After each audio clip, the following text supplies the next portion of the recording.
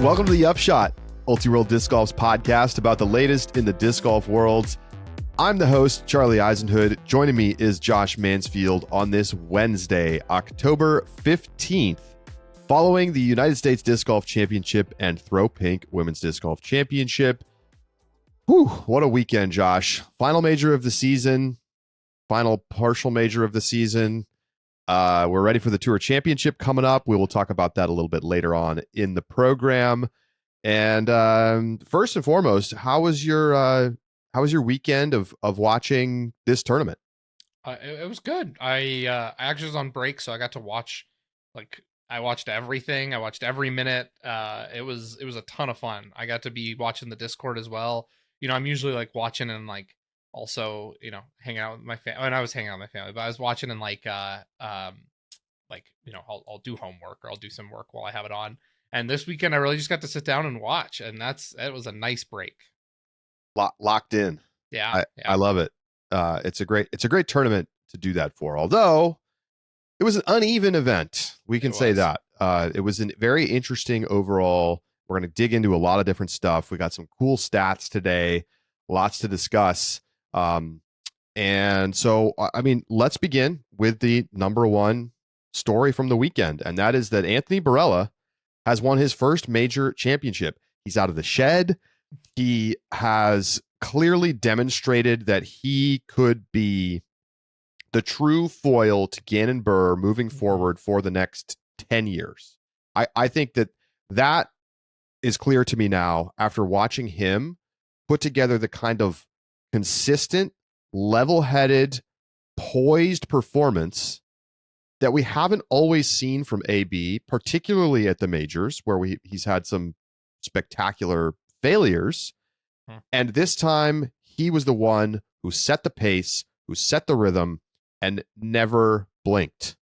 And it, you know, in the end, it wasn't even all of that dramatic. Coming down the final few holes, he made it a little more interesting, perhaps, than it needed to be. And credit to Paul McBeth for the absolute banger at 16. Mm-hmm. But for the most part, AB was in control. And like, obviously, he didn't lead wire to wire, but he did the thing that you need to do, which is just come out and play steady, not make big mistakes. And I feel like he achieved that, Josh. Well, he definitely did. And it's remarkable because there wasn't any moment that I felt like was, well, there were two things that I think were noteworthy in AB's final round. The first is when you have Paul go OB on the layup on hole 10, and AB is able then to take advantage by getting the eagle. That two-stroke swing was never relinquished. And then also on the 12th, both throw pretty poor shots, but Paul's happened to go out of bounds, and so Paul takes bogey, AB gets par, and by then, last 6 holes, like nothing changed. AB managed to maintain the exact lead all the way down the stretch, and that decision and ability to execute the eagle, having that opportunity is just such a critical moment and one that defined his final round. But to your point, what really won it for him was his ability just to match Paul the rest of the way down the stretch. Not making big mistakes. I mean, in the final round, Josh, he only went into OB or hazard once. It was on hole 5, and he skipped long OB, right? It was 5 was playing so hard for MPO, because the wind was ripping. And was that right? He was kind of out of position. Yeah. And so it was just, if you got it up in the air at all, the wind was just blasting it into the water. Yeah. And so that was kind of a big swing because McBeth got the birdie after being able to watch AB throw too high and make the mistake. McBeth makes the correction on his approach shot, gets the birdie, and had just come off of a 2-stroke swing at the 4th, where Barela got his only bogey of the day and McBeth birdied. But then the 10th changed everything. I mean, playing for the layup, it is just simply unacceptable to go out of bounds. Macbeth made the true disaster mistake. Yes. And, he still got up and down for the par. But if you're going to get up and down for the par, why not go for the eagle? Like, is this Paul saying he doesn't have it anymore? I feel like he used to always go for the eagle. I think that the concern was the wind, because there were guys like Ricky still has it, but Ricky Winobi going for the eagle because the wind just battered his disc down. And so I think that the problem was that the conditions were not like super favorable for them going for it, which is why, AB, who cares about conditions? But if you look, right, AB, Calvin, Gannon, and then I don't know, but like Simon also got it. I don't think Paul throws significantly like shorter than Simon does. I think Simon still got Paul. You think? Yeah.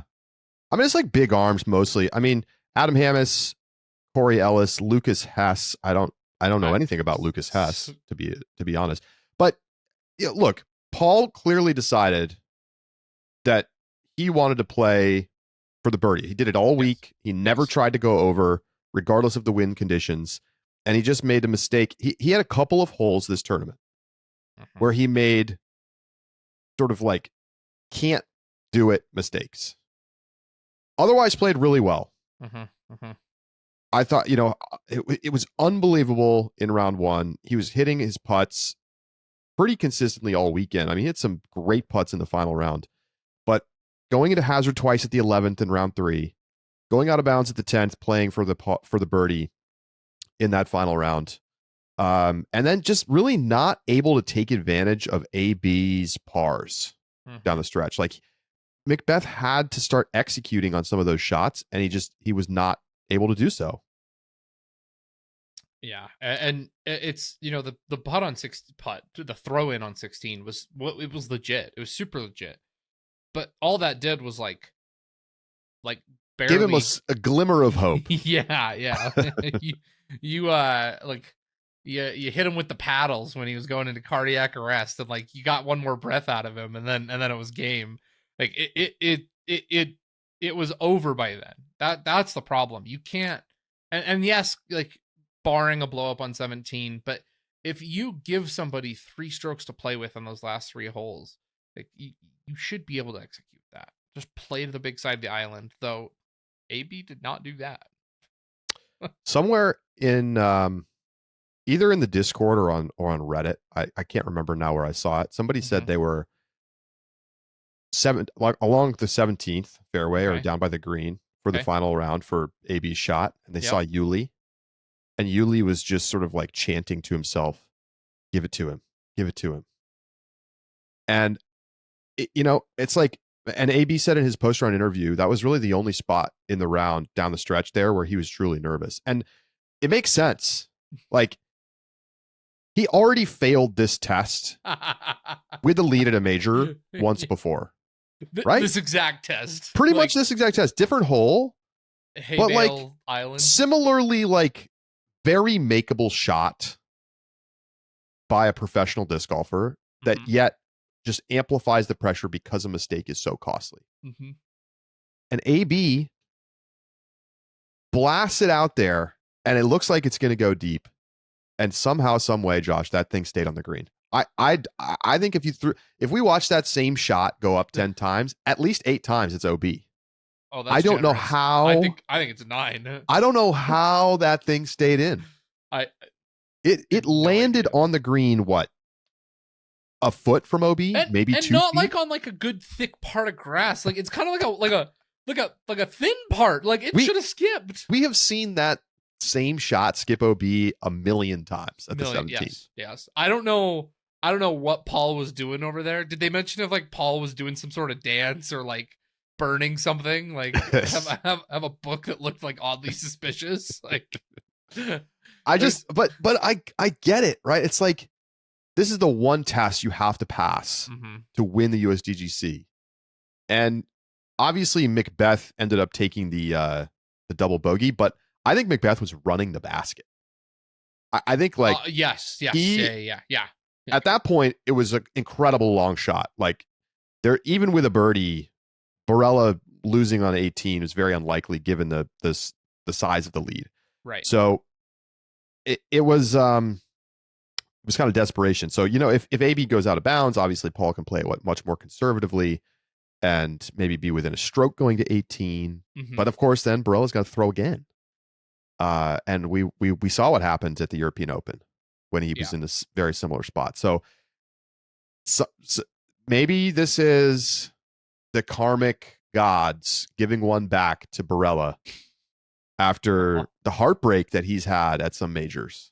I have no other explanation for it if that is not the situation, because it is. I get that.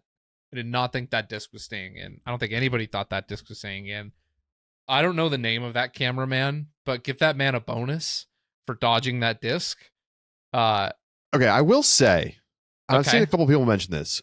Why were they there? That's a great. There's especially with already a camera behind. 3 feet behind where he was standing.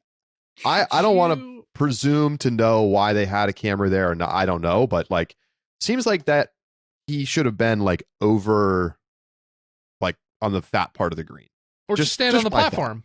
Just stand on the platform. Well, they already have a camera out there. Well, maybe that camera. I'm right, but if they feel the need to have another camera in that same spot for tracking purposes, then just stand in front of the 17 default camera. Well, I mean, it goes to show you how improbable that was, because as soon as we saw it happen, Philo was like, I think it hit the cameraman. Yeah, you're right. And we had to wait. It was like, oh my God, what if it hit the cameraman? Imagine what a disaster that would have been.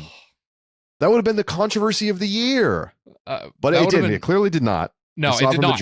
It's 100% legit. Minus some Yuli black magic. 100% Somehow, legit otherwise. That slower speed disc was starting to turn left instead of continuing straight. It was, kind of dumping. Yeah. And it hit grass in such a way that it didn't want to fight long OB. Incredible.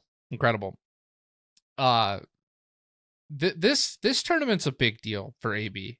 Oh man. Not just like, I mean, obviously first major, not just the European Open thing, but I look around at, and when we talk about players, when we talk about their careers and their performance, it's always in the context of their peers. I think it's disingenuous when you just talk about a player absent them or those around them, right? When people just say, oh, well, Climo's got 12 worlds done, right? Like, end of conversation. He's better than Macbeth. Like, it's disingenuous to not talk about like the context of the era that they are in. And when you take the context of AEB's era, it's a difficult one for him. He started in an era when Paul and Rick were still highly dominant and obviously still are incredible players and winning. And then goes over and him and Calvin both are kind of like those are like the two that you kind of pair. At least I've always paired in my head of guys who like really struggled to get wins, and then when they did, they got a bunch of wins, and then they had the major struggles, but then Calvin gets a major, and AB's kind of left alone there. And then you look at the guys coming behind him, and Isaac Robinson's got a bunch of majors, and Gannon, and there's plenty of guys with majors, and so it always was one that in the context of the players around him felt like it was holding back who was one of the most physically gifted players of all time. Well, I want to put up this chart. Okay. And this is tour wins by their age 25 season. Oh, okay. So how old's AB? He turned 25 this year. Okay. All right. I don't exactly know birthdays and stuff like that. So maybe he'll turn 25 in December or something, but whatever. In 2025, he is turning 25. Okay. Or has already turned 25. So here's the chart. Paul Macbeth, unsurprisingly, leading this. He had 25 tour wins. This is just tour wins. So this is Elite Series and majors. Okay. 25 tour wins and 11 major wins by the time he was 25. In 77 starts, by the way, which is extremely impressive. That is extremely impressive. Ricky's number 2, 22 wins, 6 majors in 92 starts. Gannon Burr, who turned 22 this year, has 19 wins and 4 majors in 93 starts. So he is very much on the Macbeth track. Yeah. And may in fact, I would say is likely to pass Macbeth who has 25 wins. Gannon's only 6 behind that and has 3 more years Gannon will probably pass him in total wins next year. It could happen. It could happen. He is almost, I mean, I don't even think it's possible. I mean, I guess it's technically possible for him to pass him in major wins. I think it's very unlikely. There's also way more Elite Series events than there used to be. That is true. So it's not apples to apples in a modern era player versus like Macbeth era when there was, 5 or 6 NTs a season? Right. Plus the majors. Yeah. And then you have Eagle, 13 wins and 2 majors by his 25-year-old season. And that next on the list is Anthony Barela with 6 wins and 1 major. I think technically Nico probably should be Nico. 6 wins, 2 majors in half the starts. Yeah. But keep in mind, AB played a lot of Elite Series events before he was like ready to win, you know, like yeah. But I think the point is he still has more wins than Isaac Robinson. Mm-hmm. He has more wins than Kyle Klein. You know, Kyle Klein's 23, so 2 years younger. Sure. So we'll see what happens there. But like he is now with this major win, there's nothing left to hold him back mentally, is what I would say. I hope that's true. He has flashed the potential to be an all-time great. Yeah. That much is clear to me. He could be an all-time great. Oh yeah. And I think it was always the case. AB has only 2 trajectories for his career. There is the what could have been, and there's an all-time great. Like the way he throws the disc, there is anything less than all-time great is a disappointment. I mean, that's a lot of pressure. There's a lot of time left for someone like Eagle McMahon. Yeah, but for sure. he's starting to border on what could have been. Yeah, and that guy's got 13 wins and 2 majors before he was 25. Right. More than double the wins of AB. I think by the same age. I think that because the Eagle turned 25 in 2023, which is the year he won European Open, and I don't think he's won since then. Yeah, so, I mean, and hasn't really been that close. No. But to your point, Charlie, Eagle is 4th on this list, and he will be the what could have been. I have to ask the question. This is an aside. Okay. We don't need to spend a lot of time on it. I'm not really a believer in this. I'm definitely an Archer, not Arrows thing. But is there something about the MVP discs that are not working for Eagle? Like, is that part of the story here, or is this just like he has declined? Because it's really weird. It is weird. What year was he injured? You remember? Was it 2022 or 2023? It was the year. Well, the year he missed a lot of time was the year he won European Open. Right. I get hurt at the end of 2022, I think. And it was the end? I think so. That's right. It's so hard because the 2 things happened. Like, he gets injured, he takes a bunch of time off, and then signs with MVP. And so it's so hard to be like, well, is it? Just a note, it was 2021 when he hurt his shoulder with that weird 360. Really? And then he like kind of muddled through 2022. Then he took more time off in 2023. Yeah. It was like a full 2 seasons of pretty significant impact. Well, you know, here's what's interesting. If you look at like 2023, like his rating still stayed in the 1040s. He was 1046 rated at the beginning of 2024. And that's when he just dropped off a cliff. So let me give you 2023 stats, right? This is again when he is injured, right? He's obviously playing because he's getting ratings. Now he's not getting every ratings updates, but he's he might have gotten every one. So he's playing events. And I can look really quick. Let me just go check how many events he played. Yeah, he played a full season in 2023. Okay. So full season. 22 is when he won European Open. That might be right. That's got to be the issue. Yeah, that makes more sense. Okay, my bad. I was a year ahead on. There you go. Yeah, he won European Open in 2022. So he didn't play hardly anything. He played a little bit at the beginning, like through Champions Cup. Then took then DNF'd Jonesboro, and then we didn't see him again until European Open. Played Worlds, and that was it. So then we get to 2023. He plays a full season in 2023. Okay. So let me now give you his ratings. So 2023 post injury, though not 100% obviously, from the sounds of it, if I remember correctly. Ratings, he started at 1043. He peaked at 1049 in October of 2023. Okay. Then we go to May of 2024 is next. I think he took a little time off at the beginning of the season, just like rehabbing. So he starts in May, April, May, starts a little bit later on tour, and he starts the season essentially with a 1044 rating. He hits 1046 in the June update, and then from the June update, 1041 in July, 1032 in August, 1035 in September, 1029 in October. Oof.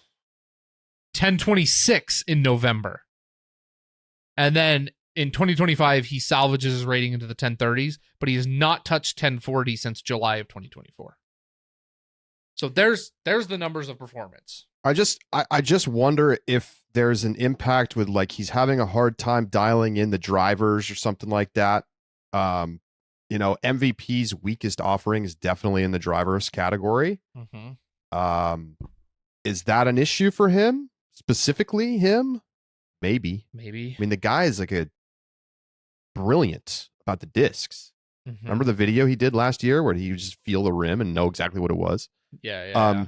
Maybe there's something else going on. I just wonder if that's impacting him. It might be. It's hard because it is so disappointing. I know. I mean, hey, he's got a lot of good years in front of him if he can find it again. And I think the stats from that chart show you everything you need to know. Okay, I don't want to stick on this. Okay. Let's talk about Paul and Rick. Both of them had a very obvious chance to win this tournament, and Ricky had a nightmare front nine in round 3 that is eerily similar to the problems that he had a few years ago when he was tied for the lead after round 2 and then played really poorly in round 3. He hung around, but it was the damage was done. Yes. He took himself out of the tournament. He had some really bad breaks, but he also just didn't show up after shooting one of the great rounds, maybe the best round ever at Winthrop, 1105 rated. And honestly, like it still felt like there was a chance because he was only 1 behind Paul and 3 behind AB after round 3, and you're like, oh, you know what? He turned it around. The 6 down in the back 9, really salvaged it. But that means he would have needed another 1100 rated round in order to catch them in the finals, given the way the AB played. And the issue is that Rick put himself in a position where he was no longer in control of his own destiny. He did not get to make the decision. 4 strokes back from AB, or 3 strokes back, and an AB who played a just solid day, right? 1064 rated final round. A little bit down, I think, because of conditions, but it would have required Ricky to either go just bananas or other people around him to make mistakes. And that's just not where you want to be after you shoot an 1100 rated round in round 2 and have the outright lead. Yeah. You know what's crazy? Yeah. Hole 6 killed him. Yeah. It did. 2 bogeys and a triple. And a par save. He never made it on the beach. That's like, I love that hole, by the way. I think you said on the broadcast too, it's one of your favorite par 3s on tour. It's a great par 3. I agree. It's a great par 3. It is not that difficult of a hole for the pros. That's what's crazy. I mean, Ricky himself said it in one of the post round interviews. Like, I'm struggling with that hole. So he goes a combined 5 over at hole 6. That hole averages a 2.84. Right. That is, it's like right around I can see all now. I didn't know I could see all. I just saw that. Amazing. What a change. I don't remember when this came to be. Maybe I'm seeing it for the first time, but I'm very happy about it. I don't think it was on. I don't even think it was on like MVP or GMC. Incredible. Because I remember looking at course stats during GMC, and I don't think all was there. Delightful change, PDGA. Thank you. Thank you. So it was the fourth easiest hole in the course. There were only a handful of players who ever took worse than a bogey on it. And Ricky was one of them. Now, to be fair, he got horribly unlucky to take that triple bogey. His putt, this was in the nightmare round 3. Yes. His putt from the drop zone hits a lot of chains left, falls out, stands up, rolls out of bounds. Yep. I don't even know how it was possible that it managed to stand up and go out of bounds on the sand. Crazy. And then he missed the next one from the drop zone and then tapped in for triple.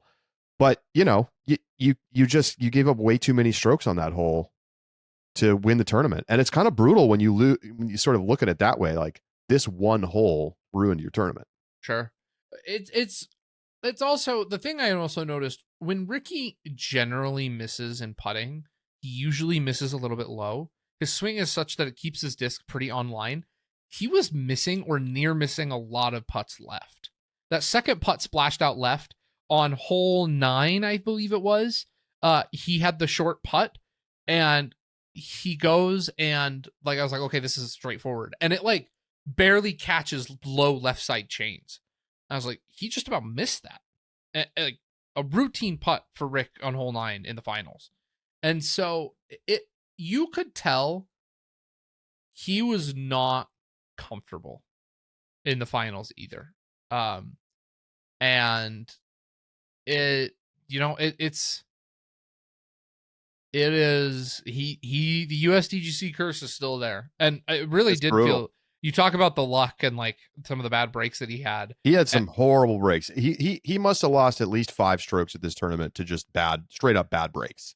A curse might be the right term for this tournament. Yeah. Meanwhile, for Macbeth, Gannon in the pre-tournament interview said Macbeth is the guy that I think is going to challenge me this year. He's going to be the top challenger. He did turn out to be the top challenger, just not Gannon. Oh no, Gannon took 7th. What's he ever going to do?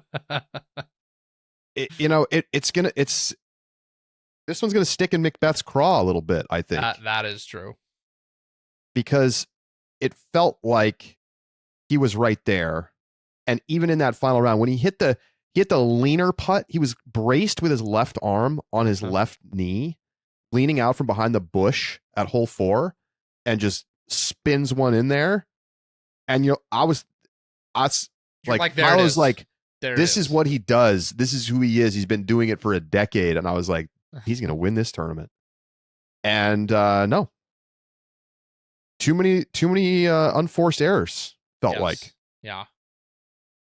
And we talked about it in round 2.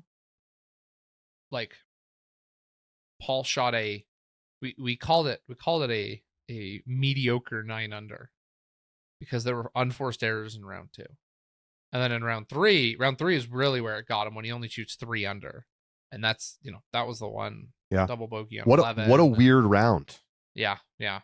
We come into round 3 and it's like, oh my God, we're going to get a Paul Ricky battle for the USDGC. And they both play bad. I've just decided that that's not a thing anymore. And that anytime they're in position to do a Paul Ricky battle, that they're both just going to sell. So I've resigned myself to never seeing it again. That way I don't get my hopes up and I won't be like disappointed every time it doesn't happen. Because there was like 3 times this season we're like, oh, it's a Paul Ricky battle. And then one of them or both of them is like, nah, that's okay. Yeah, let me give you a couple stats just to dwell on. First of all, Paul Macbeth absolutely putted well enough to win this tournament. 92-41 to easily lead the tournament in strokes gained putting. Charlie, no. That makes it even worse. Here's the problem, Josh. Okay. Anthony Barela had 0 double bogeys or worse. Wow. Paul had 2. I mean, that's it. 3 strokes. You can't take the big numbers and win. Okay. One quick caveat.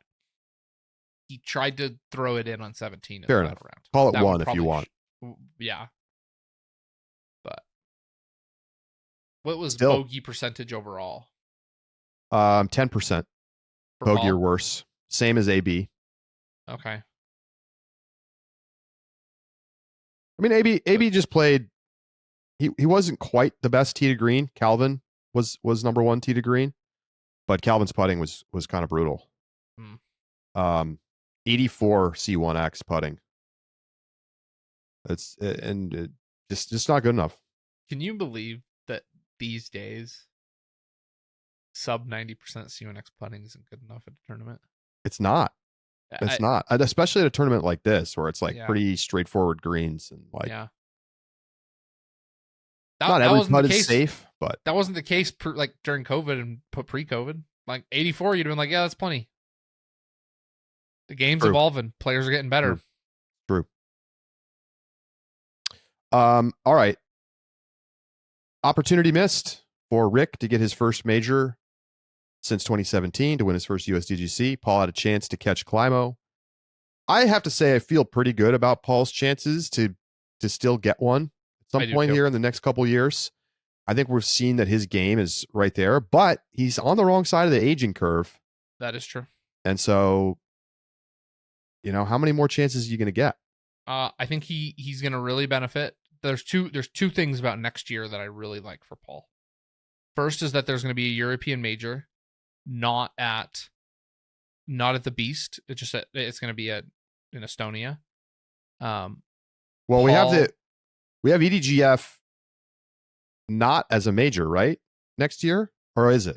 I thought 2027 was not a major. Yeah, I think you're right. Because we wouldn't know the European major right now, and I think that's a problem. That's right. It's the year after that they're bidding it out. Yeah, I think that's right. Yeah. It's hard to keep. I'm not used to thinking about majors 4 years out, Charlie. So I really like Paul's chances at that course. He demonstrated it this year. He loves Europe, and on a course, so I think Paul gets some benefit there. The second thing that I think Paul gets a benefit from is that Champions Cup is at New London Tech. And that's another opportunity. Like, I'll tell you what Paul's going to do in the offseason. He's going to play New London Tech all the time, right? Like that's I mean, maybe I'm wrong, but man doesn't live in Virginia anymore, Josh. Oh, that's right. Did he move to Florida? Yeah, he lives in Florida. Is that where he's at? Mm-hmm. He's got to drive his McLaren up to Virginia to go play New London Tech. I don't know. Paul, he designed the course. I like his chances next year. There's two tournaments that I think he's got really. And then D-Glow. The D-Glow, the toboggan is Worlds. True.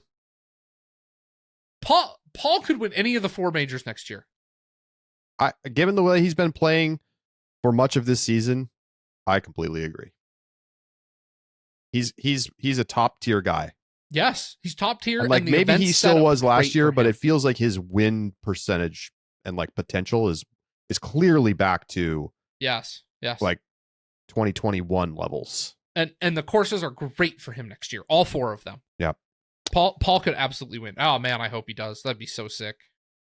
Here's an interesting fact.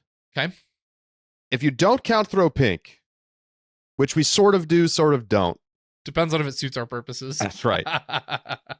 We have an all unique winners at the majors this year. No repeats in MPO or FPO. Wow. Yeah. Can you name the last time that happened? Oh, shit. And I must exclude 2020 and 2021. Are we counting COVID years? COVID, we only had one major, so obviously. 2021, we only had two majors.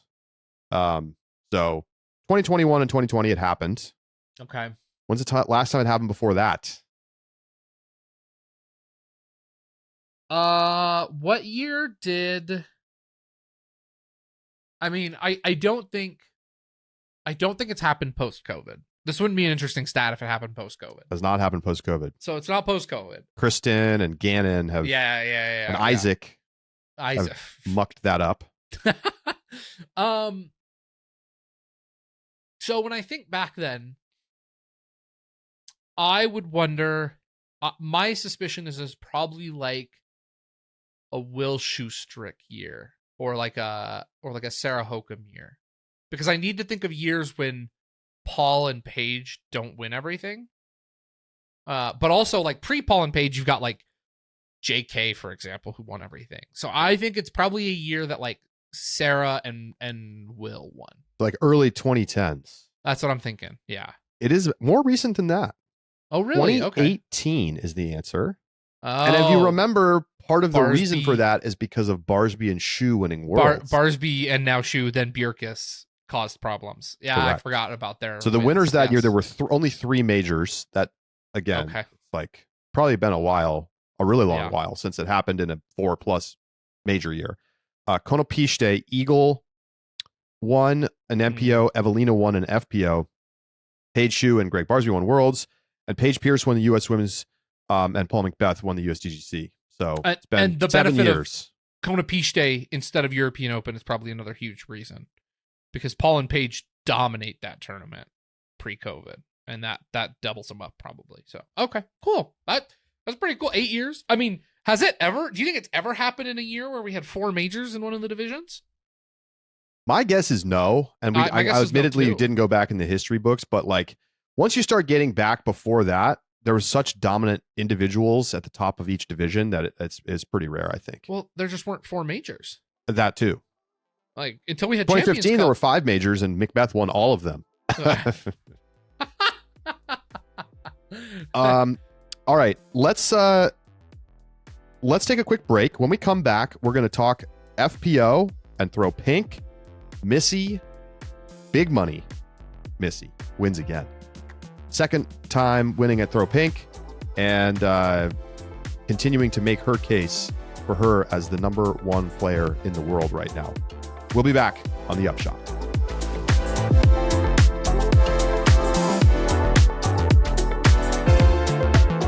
The Upshot is presented by Pound Disc Golf, makers of the best bags in the sport.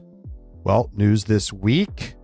The Octo Rainfly is back in stock. They've got 3 different colors. So if you're looking for a Rainfly for your bag, you can grab that right now over at pounddiscgolf.com. And what that also means is that the Royale with Cheese Mega Bundle is back.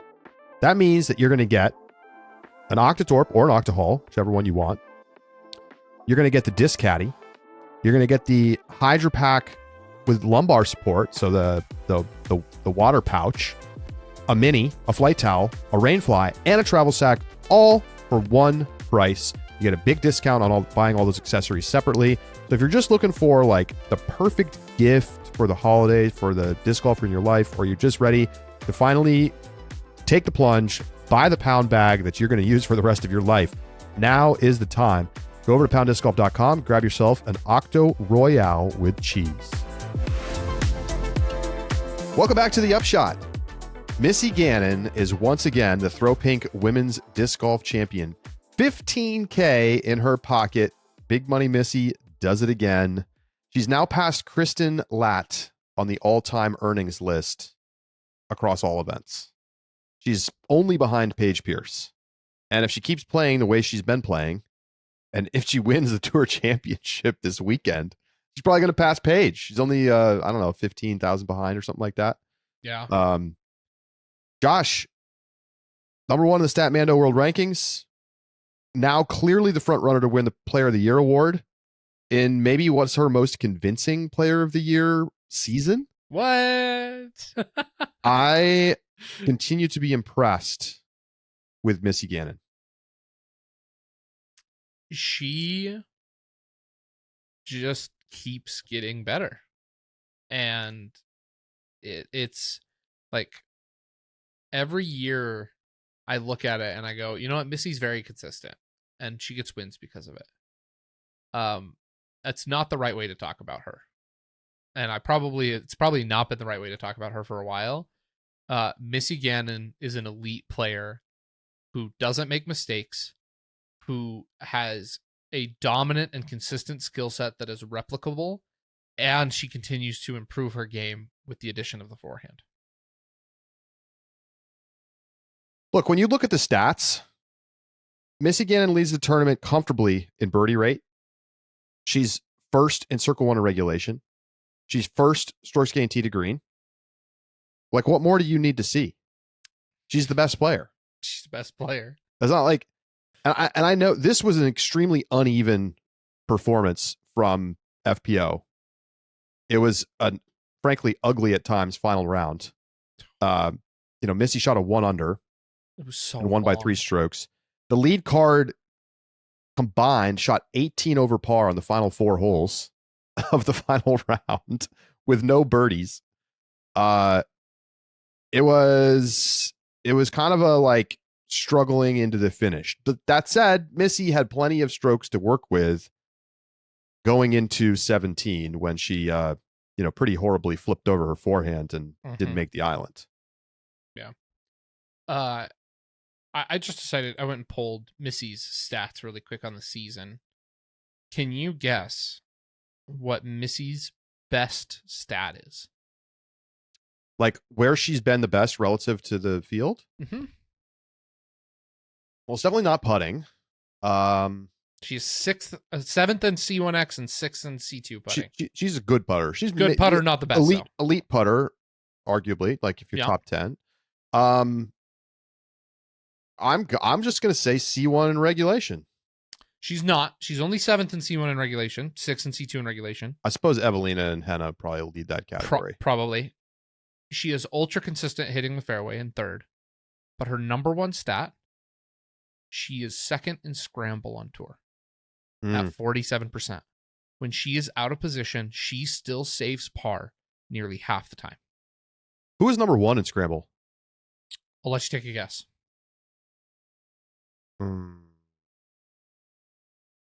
Who has an elite forehand? I mean, I'm going to say it's Kristen. It is Kristen. I was going to see. It felt kind of unfair asking you this because, like, so really, Missy is the best scrambler on tour now.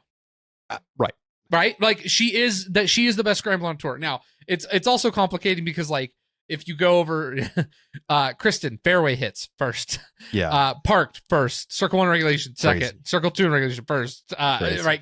Kristen dominates in every stat. And so you get to adjust it. The only person who beats Missy in fairway hits is Evelina, and it's by 0.07%. It's 1 fairway hit.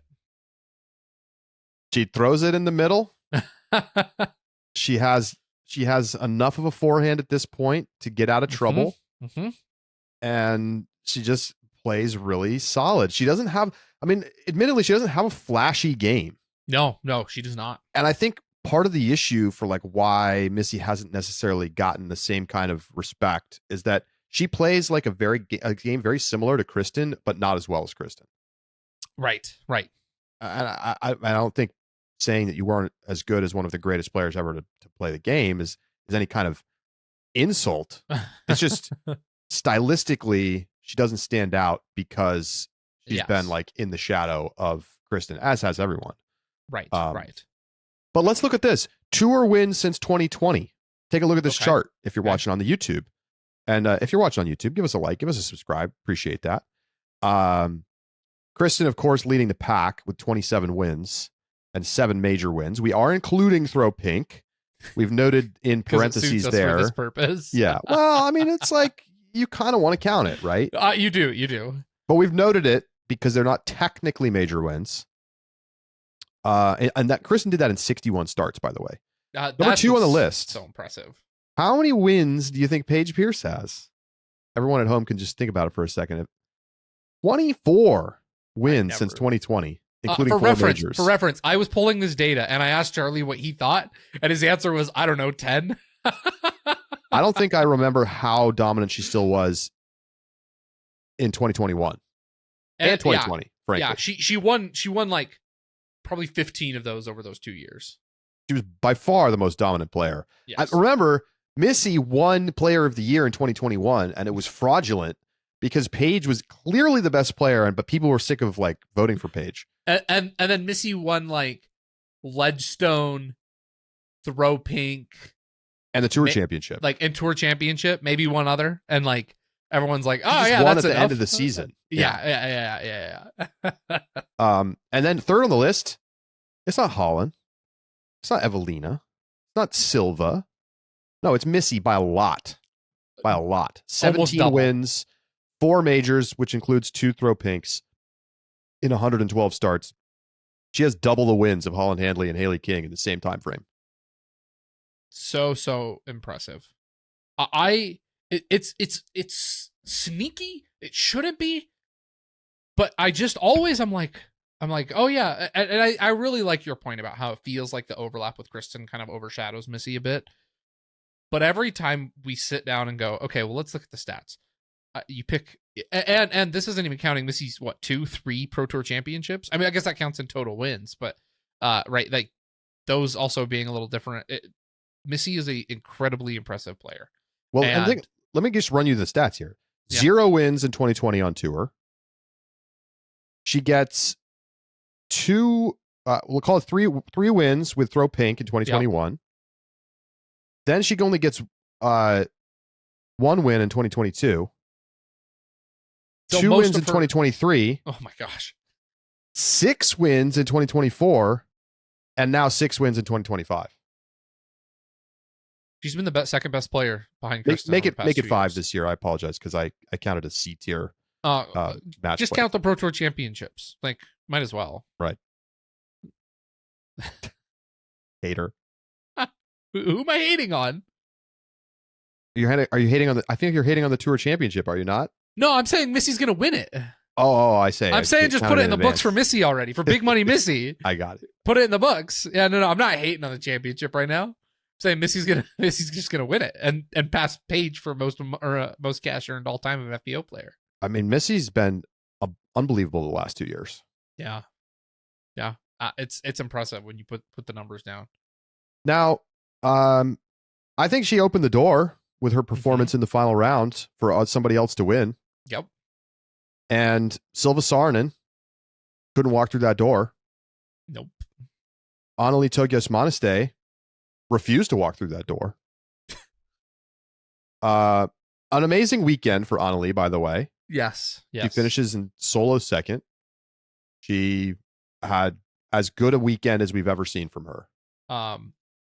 Her career earnings prior to this event were $30,000, and she made $8,000 at this tournament.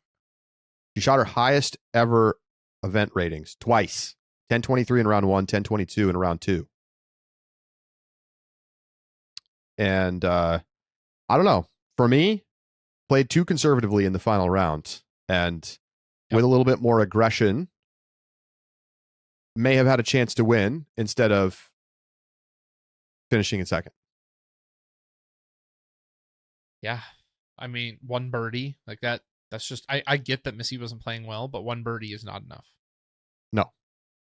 Especially when in round 1, she carded 9 birdies. She had 9 birdies in round 3 as well. And she had, I mean, her worst birdie performance in round 2 was 6. Mm-hmm. She has 6 birdies, still takes all the same bogeys, but just replace some of those pars with birdies, and she wins this tournament handedly. Yeah. And we'll get to 17 in a minute, specifically when we talk about our top controversies from this tournament. But like, she played her game the whole time. She made her choices the same way the entire weekend. Never really deviated from laying up dangerous C2 putts, and she's going to walk away with her biggest payday of all time and an amazing performance that she can be extremely proud of. But it does feel like maybe she left a little bit on the table in terms of an opportunity to actually win and take down what would easily be the biggest win of her career by a distance, and her first tour win. Yep. Here's a cool stat for you, Charlie. Top of FPO, 4 out of the top 10 were not Americans. And, you could say 4 of top 6 were not Americans, which, I think we've kind of known, but FPO really does feel like the international division. Anneli, Estonian, takes second. Silva, Finnish, takes third. Sophia, Canadian, takes fourth. And then Evelina, Finnish, takes sixth.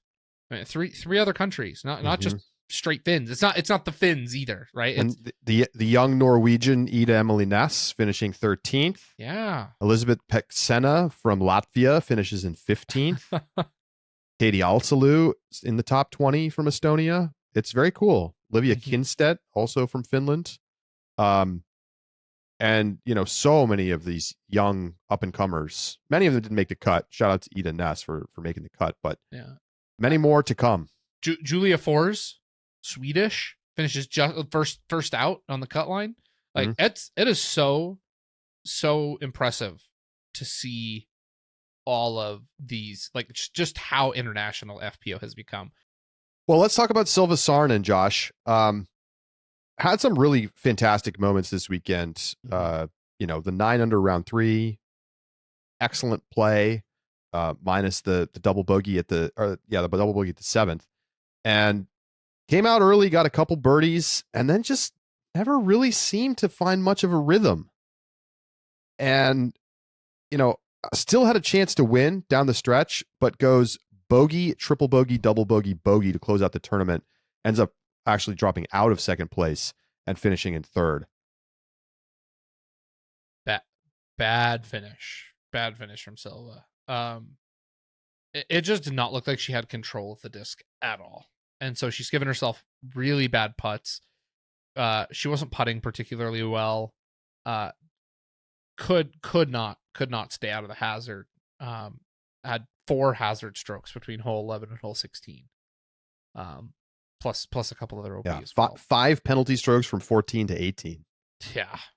That's just could not quite keep it between the sticks. And that was the problem. Absolute disaster at the 16th. A hole that you think she would be able to birdie pretty easily. Yeah. She goes into hazard, then airballs the putt and goes into the opposite hazard.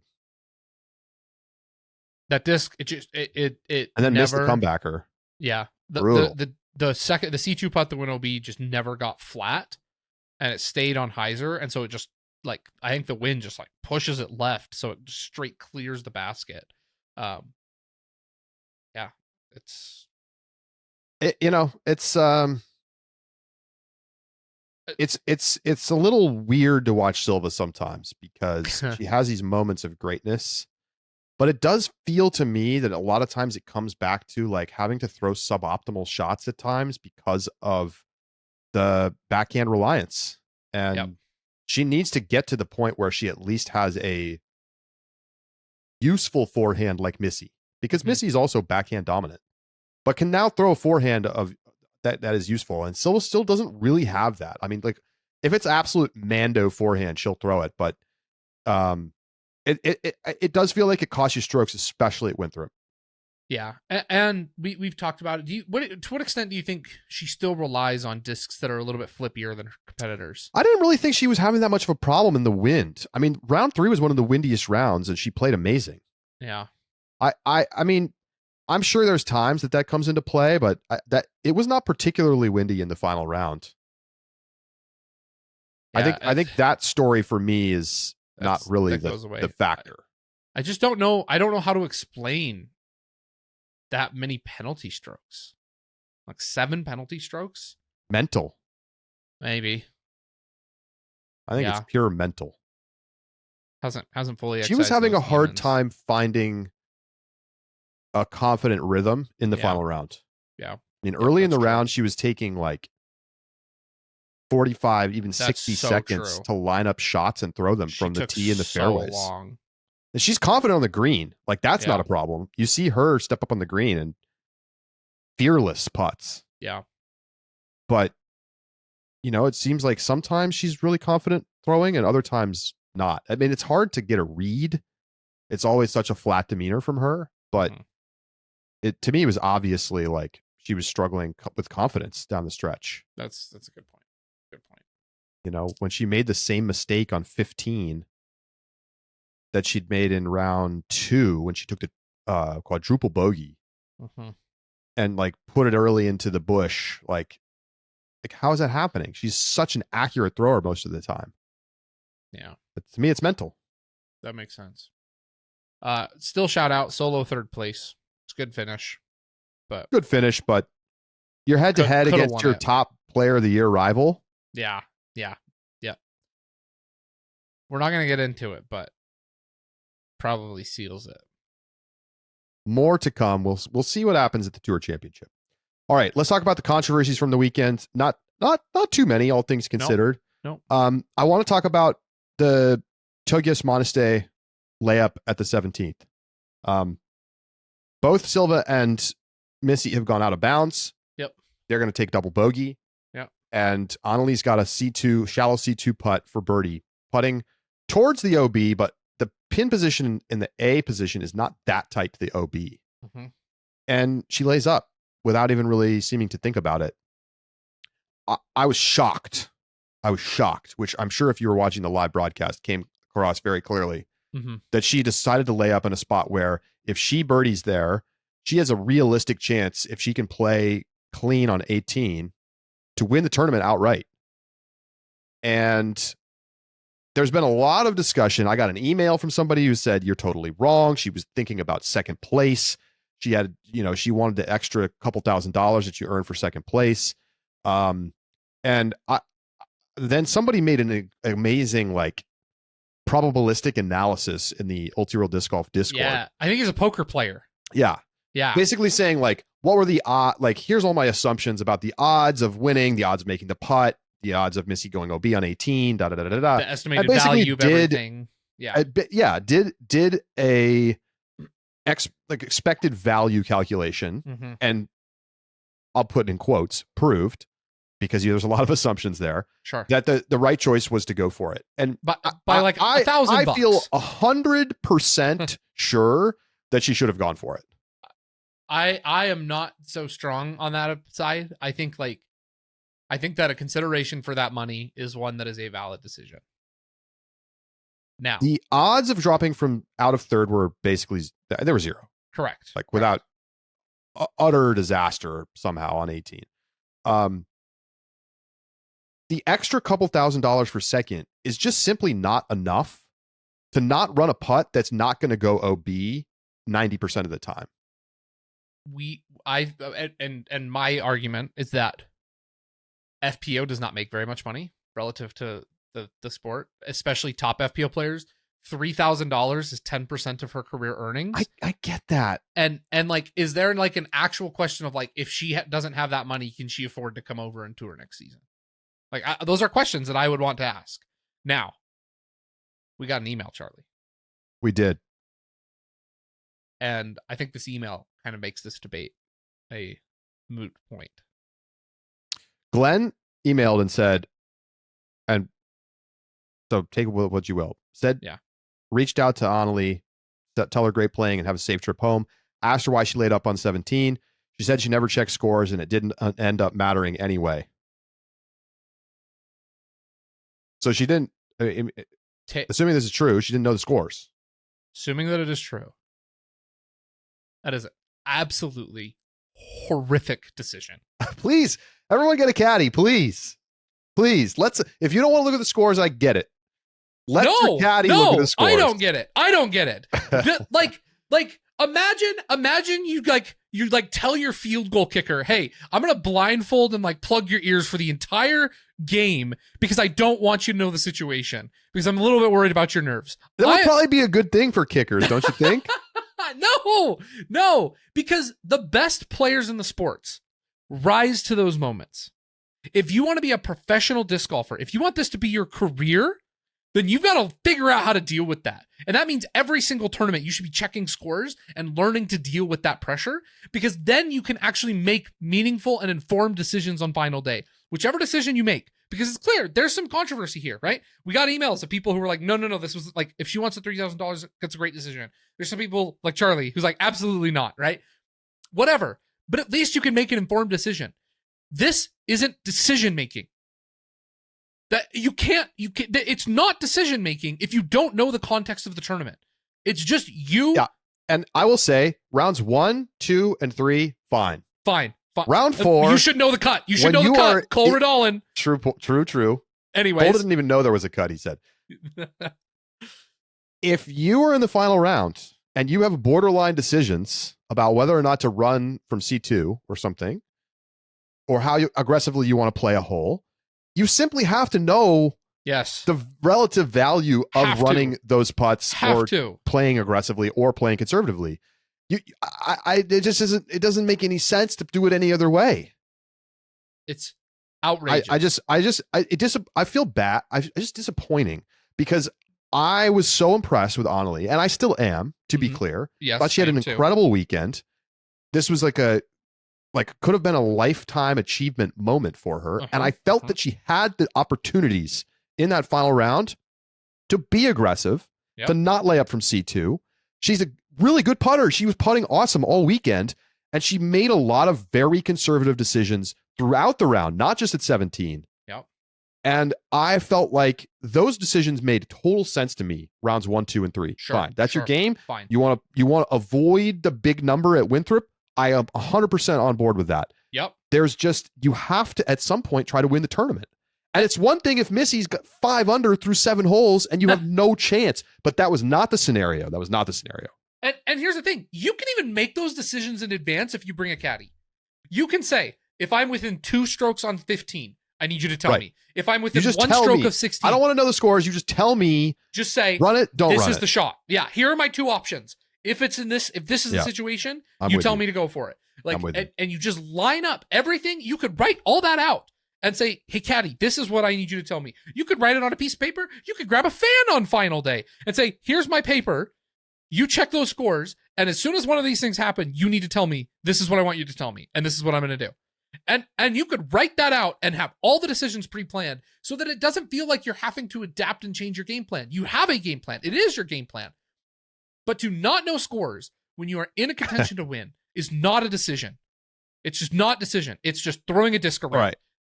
All right. You've made your point. Let me add one thing really quick.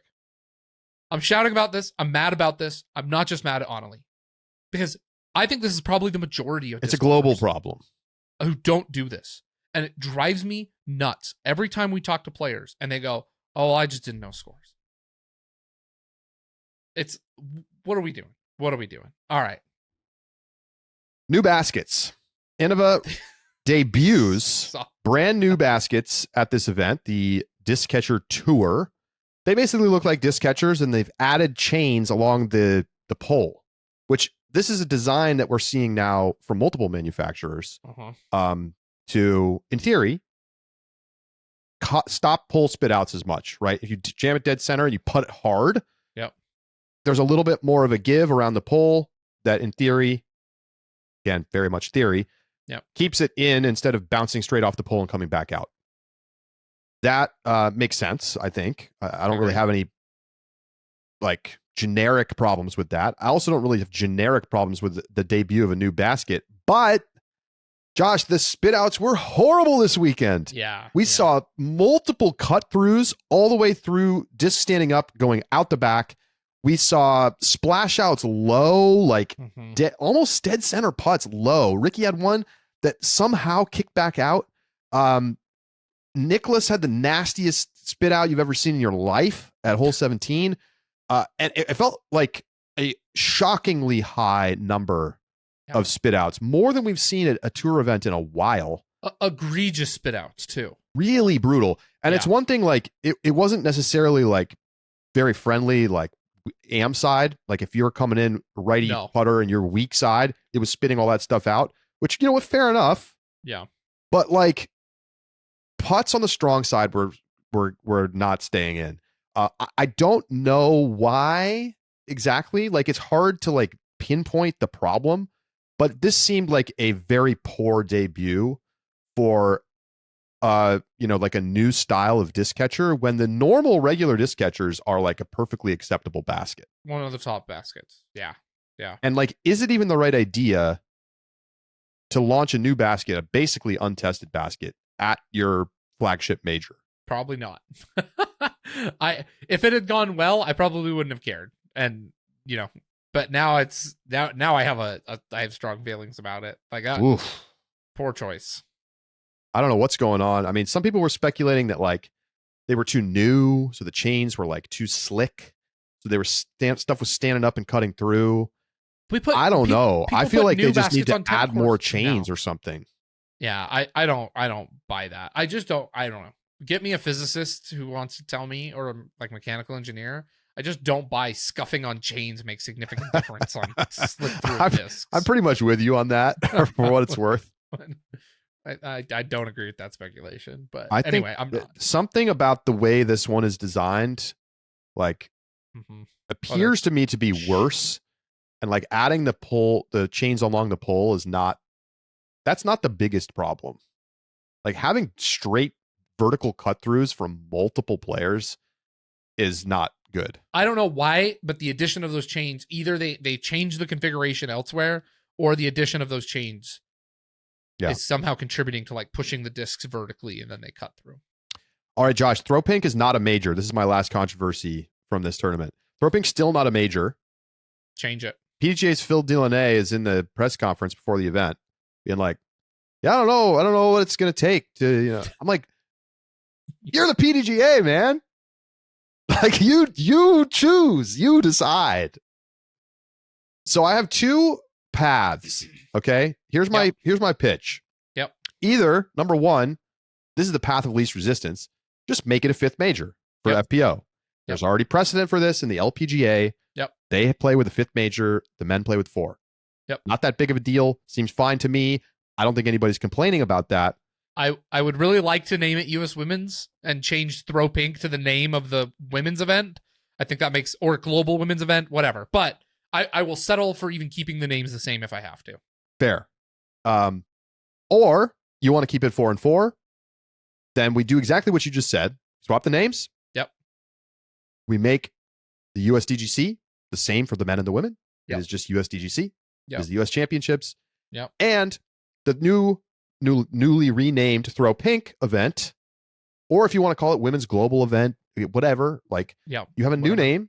Yep. It's not US Women's anymore. Yep. And you make it a tour event. You make it a pro tour. It's still an elite series. Yep. And you run all of the AM side stuff that you already do, and that's the US AM Championship. US Amateur Championship alongside the Throw Pink Disc Golf Pro Tour event. Okay. And so you still have the pros there. The AMs can still go watch the pros play. Yep. And you keep all of the camaraderie of that event, and it's a women's only event on that weekend. The men are off. All of that same focus, but the USDGC is now the thing. And I think either of those approaches would be fine. Yep. But we got to stop doing this ridiculous so dumb double talk of major adjacent stuff. It is embarrassing for everyone. It is the worst. It's so bad. So bad. At least US Women's has gotten their act together, and it's not like you have one event that's just like the premier professional event and one that's a clown show on the other side. But it's still nothing like USDGC. It is not. It is nothing like Winthrop. I agree with that. It is better than it has been, but I still think the change needs to be made. I'm with you. Okay. Picks and purse watch, and then we're going to talk a little tour championship before we let you go. Picks. Josh, you're falling further behind. I'm sorry to say it. Yeah, I know. I picked up about 7 points on you this week. We both had Missy. Silva. I took Silva, which worked out great. We swapped our picks in the Discord after Haley scratched. We both had Haley, and we scratched Haley. Josh picked up Holland, who got a 0 ultimately. But you had Missy, so not terrible. And I think you're actually shorted a little bit of points because you're listed as having Olivia Kinstead, but you actually took Owen Scoggins on the site. I think they're both negative points, so I don't think it matters. Oh, Olivia was a 0. Was Owen a negative? I think Owen's probably. I think Owen might be -1. Yikes. We scored the same. We had the same picks in MPO: Gannon, Paul, and Nicholas. Not terrible. Paul was a good pick. Not terrible. Shout out to Stand Free, who outscored everybody by 15 points in FPO because he had Annalie for the 30-pointer. What a pick. Killer. What a pick. And had Sophia Dunica, who got him 10 points. Him or her, I should say. Stand Free. I don't think I've ever said the subscriber Stand Free before. So shout out Stand Free. In MPO, MJ, Ike, and Riley tied. They all had Ricky, Gannon, Paul. Solid picks. Yeah. There were a couple people who picked AB, who was worth 12.5 points, but they didn't have Macbeth, so that they didn't get to that top score. Yeah. Purse watch. Combined Winthrop. I'll give you percentages for each individual tournament as well. But USDGC pays out $129,880. The Throw Pink Women's Disc Golf Championship, $58,550. That's a total players between the two tournaments of 162, with a purse per player of $1,163. That is the most of any tournament this year. Payouts $25,000, $15,000 for the winners. The total purse went up about 1%. The Throw Pink side went up almost 8%.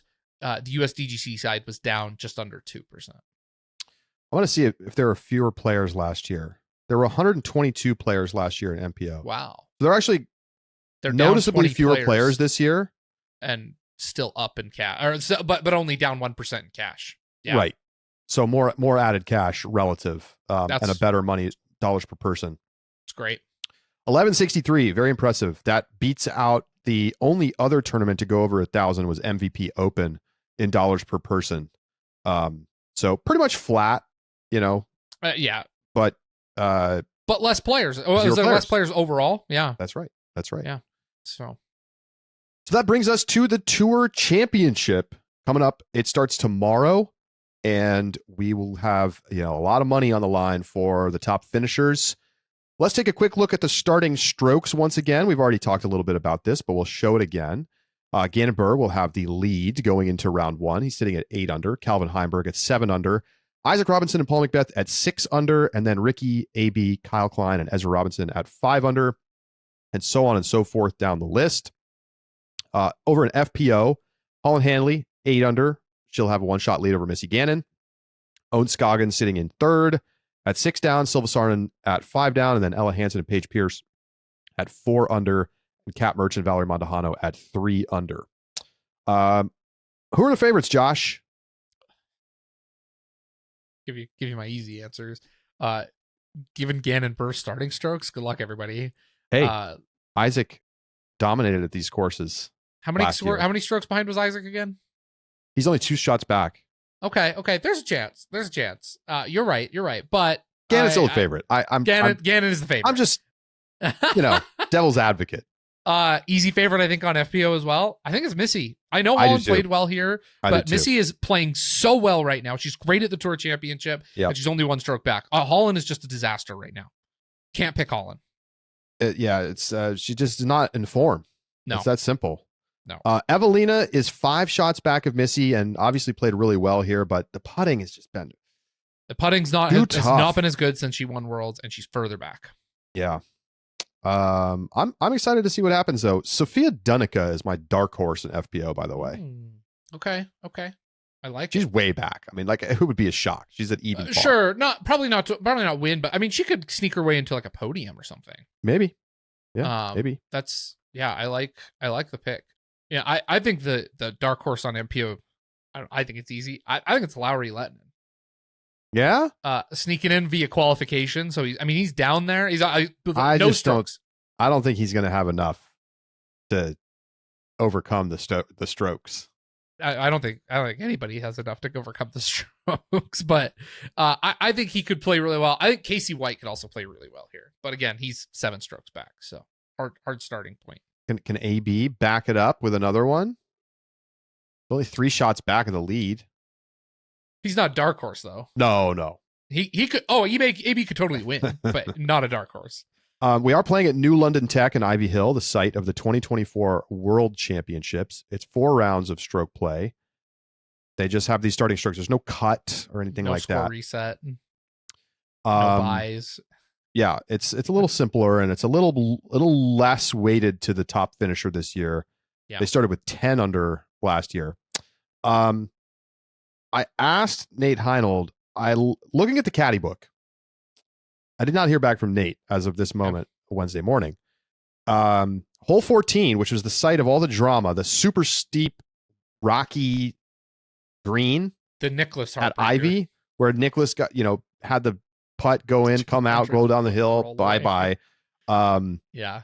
Really just a very fluky green. It's very different this year. There's an island up on the hill. I am assuming that they have built some sort of structure or plateau for this island. Or it's at the top above the slope or something. Yeah. Something is going to be different about this green. I have yet to see a photo of this green or I checked YouTube to see if anybody's done a practice round out there yet and put it up. Haven't seen it as of 11:30 this morning, Wednesday. But I'm guessing it's going to be like, it can be similar challenge, but like much more fair. Yeah. That's my assumption. I hope so. New London Tech has some changes as well because the course, they had to like rebuild some of the course and they got it done in a hurry. Right. So It's going to be exciting to see. Yeah. Kind of nice to have the wooded open combo for the Tour Championship. And I'm looking forward to seeing how it shakes out. Picks, and we're out of here. Still doing our traditional 3? I think we do 3. Okay. I'll go first. An MPO. I want Paul Macbeth. Designed the course. Playing super well. I want Isaac Robinson, world champion at these courses. And I want Gannon. Give me Isaac, Gannon, and an inform AB. Okay. Leaving Paul off. It feels like a bold choice right now. I'm probably wrong. FPO. I'll let you go first, FPO. I'm going to just take Missy, Silva, and Paige.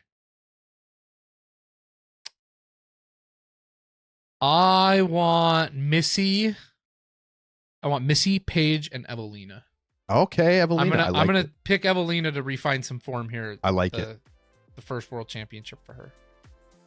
Very good. All right. Tour Championship begins tomorrow.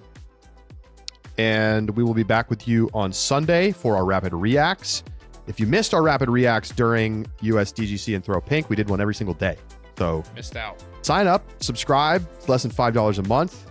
Check all that out and join us on Sunday live in the Discord. For Josh Mansfield, I am Charlie Eisenhood, signing off here from the Upshot. We'll talk to you next week as the season wraps up this weekend.